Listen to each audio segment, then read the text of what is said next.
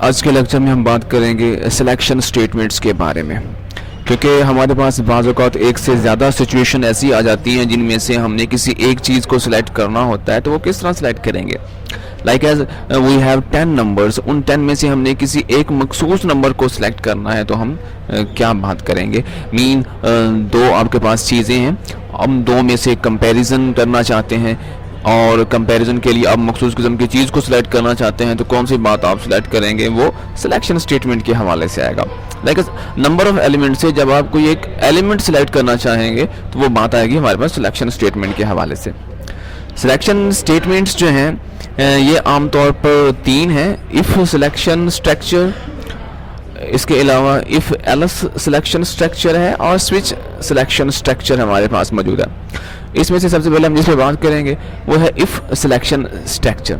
इसका मतलब ये है कि हमारे पास कुछ सिचुएशन दी हुई है, उसमें से हमने एक कंडीशन लगानी है और कंडीशन लगाने के बाद इस बात को टेस्ट करना है कि अगर कंडीशन ट्रू है तो आप ये बात प्रिंट करवाएं।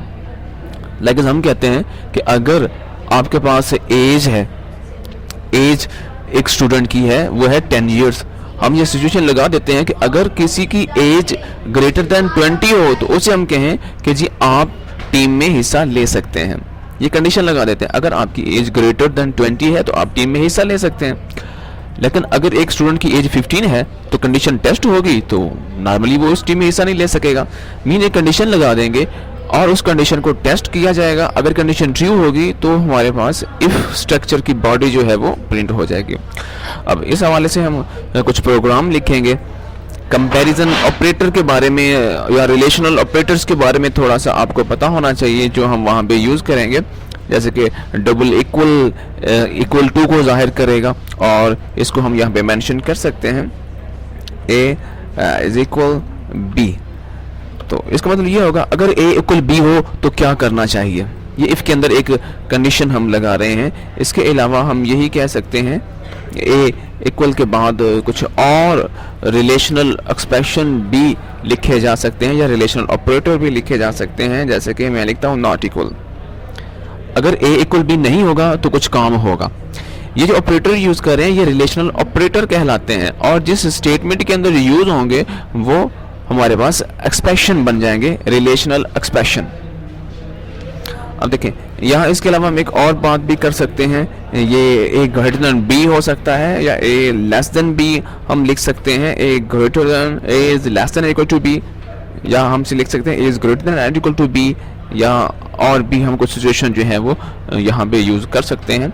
तो ये सारे के सारे ये कह लें कि रिलेशनल ऑपरेटर्स होंगे और जिन स्टेटमेंट्स के अंदर यूज़ करेंगे वो स्टेटमेंट्स रिलेशनल स्टेटमेंट्स कहलाएंगे।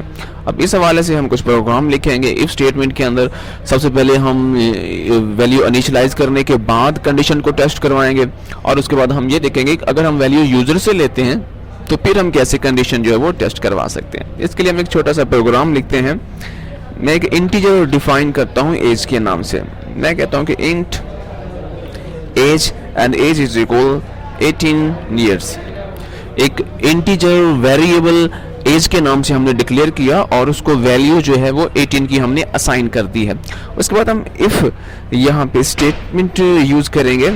इफ़ मैं कहता हूँ अगर एज हमारे पास ग्रेटर देन 20 हो तो आप एक बात प्रिंट करवा दें यहाँ पे सी आउट के ज़रिए। उसमें हम कहते हैं वेलकम इन दी क्लास,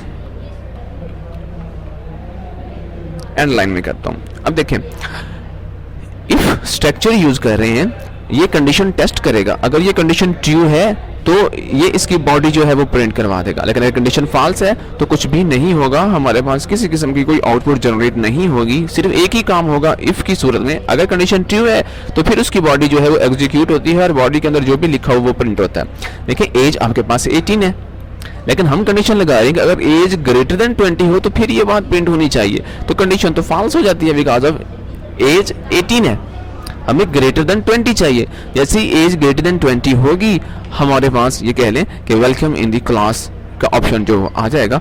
इसको हम ज़रा कंपाइल करते हैं। कंपाइल करने के बाद इसको किसी नेम से सेव कर लें, न्यू प्रोग्राम के नाम से सेव कर लेते हैं। कंपाइलिंग के बाद देखिए हमारे पास क्या इसका रिजल्ट क्या रिस्पॉन्स आता है। देखिए किसी किस्म की कोई बात प्रिंट नहीं हुई। इसकी रीज़न ये है कि हमारी कंडीशन जो थी वो फॉल्स थी। अब इस कंडीशन को हम ट्रू करते हैं, एज यहाँ पे 29 ईयर्स हम कहते हैं। अब कंडीशन ट्रू हो गई है, एज 29 है, मीन एज ग्रेटर देन है 20। तो अब ये बात जो है हमारे पास प्रिंट हो जाएगी। अब हम इसको देखेंगे, कंपाइल करेंगे, देखें welcome in the class statement हमारे पास प्रिंट हो जाएगी बिकॉज ऑफ कंडीशन ट्रू है। अब हम चाहते हैं कि हम यही काम यूज़र से लें। यूज़र से लेने के लिए हमें एक वेरिएबल डिक्लेयर करना पड़ेगा, एज का वेरिएबल, और यूज़र को प्रॉम्प्ट देनी पड़ेगी। सी आउट के जरिए यूज़र को प्रॉम्प्ट देंगे। प्रॉम्प्ट देने के बाद हम कहेंगे please enter your age, enter your age. तो जैसे ही वो एज देगा हमने सी इन के जरिए एज के वेरिएबल के अंदर एज हमने स्टोर करवा लेनी है। अब जो भी एज देगा हमारा यूज़र वो एज के वेरिएबल में स्टोर हो जाएगी। एज टेस्ट होगी, अगर एज ग्रेटर देन 20 होगी तो फ़ौरन ही ये मैसेज प्रिंट हो जाएगा। अदरवाइज अगर एज लेस देन 20 होगी तो या इक्वल टू 20 होगी तो फिर भी हमारे पास ये कंडीशन जो है वो फॉल्स हो जाएगी। अब इस प्रोग्राम को कंपाइल करते हैं। प्लीज़ इंटर एज, मैं एज लिखता हूँ 20 ईयर्स, ठीक है, कोई बात प्रिंट नहीं होगी, कंडीशन फॉल्स है क्योंकि 20 से हमें ज़्यादा चाहिए। दोबारा कंपाइल करते हैं इस प्रोग्राम को, तो उसके बाद देखते हैं कि ये क्या होगा। कंपाइल करने के बाद एज हम यहाँ पे देते हैं 45 ईयर्स, तो welcome in the class condition true है और आप ये कह लें कि कोई बात जो है वो प्रिंट करवा सकते हैं। इसके अलावा एज के लिए अंदर हम इक्वल ऑपरेटर यूज़ कर सकते हैं। अगर एज बिल्कुल एग्जैक्टली 20 के बराबर होगी तो अब ये बात जो है वो प्रिंट होगी, अदरवाइज प्रिंट नहीं होगी। इस बात को हम चेक करते हैं। देखिए एज मैं 21 लिखूंगा तो वो कोई भी स्टेटमेंट प्रिंट नहीं करवाएगा, लेकिन अगर हम एग्जैक्टली बिल्कुल 20 लिखेंगे तो ये स्टेटमेंट प्रिंट करवाएगा। क्योंकि कंडीशन यही है कि अगर बिल्कुल 20 के इक्वल हो तो आप कोई चीज़ प्रिंट करवाएं। जैसे ही हम ये बात लिखेंगे हमारे पास स्टेटमेंट जो है वो प्रिंट हो जाएगी। उसके बाद हम यहाँ पे कुछ और ऑपरेटर यूज़ करते हैं, जैसे हम कहते हैं greater than and equal to 20 होनी चाहिए। अब 20 भी इसमें इंक्लूड होगा और ये ग्रेटर देन भी होगा। तो अब हम ये काम करेंगे, चेक करेंगे इसको, एज हम लेंगे, अगर एज 20 या 20 से ज़्यादा हो तो हमारे पास ये स्टेटमेंट प्रिंट हो जाएगी। लाइक हम 20 लिखेंगे, 20 लिखेंगे तो फिर भी ये बात आपके पास प्रिंट हो जाएगी। लेकिन अगर आप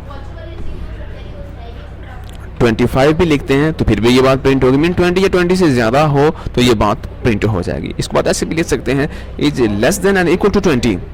अब एज अगर 20 या 20 से कम होगी तो ये बात प्रिंट होगी, ठीक है। ये कंडीशंस में चेंज कर रहा हूँ बार बार। इसको कंपाइल करते हैं। अब हम यही बात लिखेंगे 21 तो बात प्रिंट नहीं होगी क्योंकि 21 तो ग्रेटर देन हो जाता है। हमने कंडीशन लेस देन और इक्वल टू की लगाई हुई है। दोबारा इसको कंपाइल करेंगे।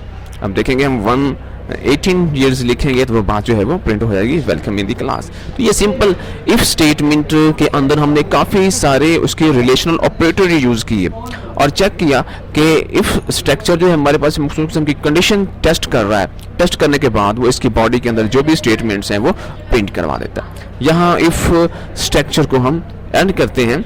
नेक्स्ट लेक्चर तक अल्लाह हाफ़िज़।